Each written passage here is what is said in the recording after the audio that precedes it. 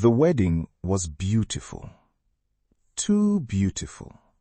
The kind of wedding where everyone smiles too long, as if they are performing happiness rather than feeling it. Adaobi stood in her white dress, hands folded gently in front of her, watching the guests clap as she and Chinedu walked down the aisle. But something felt wrong. Not loud wrong, not obvious wrong, just quiet. The kind of quiet that settles in your chest before you realize you are in danger. Mama Nwafo hugged her tightly after the ceremony. Welcome. Her voice was soft, almost affectionate, but her words were not. Welcome, Adaobi.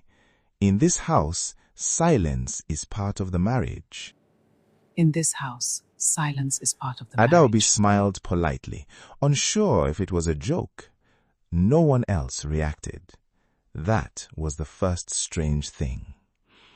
At the reception, Chinedu was perfect. He held her hand when cameras came close. He smiled at the right moments. He even whispered, "You look beautiful," like a man who meant it. But every time Adaobi looked at him for too long, he looked away first, like something inside him didn't want to be seen. There was one thing she noticed during dinner. One extra plate, always placed neatly at the far end of the table. She leaned slightly toward Chinedu. "Who is that for?" Who is He that smiled. "Oh, just tradition. Don't worry about Just it." tradition. Don't But worry no about one touched it, not even when the food went cold. Later that night, when they finally entered their new home as husband and wife, Adaobi paused at the entrance. Something about the house felt lived in already, even though it was supposed to be theirs. Her suitcase was placed perfectly in the room, too perfectly, as if someone had already arranged her life before she arrived. Chinedu loosened his tie and walked past her.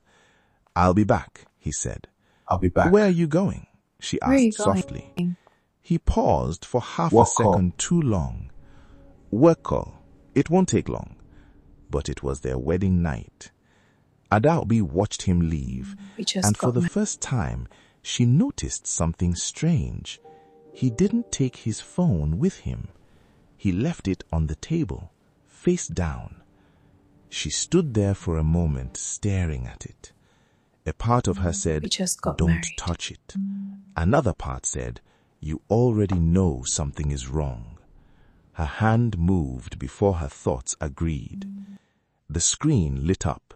One message preview appeared from a saved contact. We just got married. "My forever love." Adaobi didn't move. She didn't blink. She only whispered to herself, "We just got married." And then the screen lit up again. A second message arrived. This time it said, "Did she believe it this time?" Adaobi slowly placed the phone back exactly where she found it, face down, perfectly still, just like the house, just like the marriage, just like the silence Mama Nwafo warned her about. Outside, the night was calm. Inside, something had already begun to break, and Adaobi was the only one who could hear it.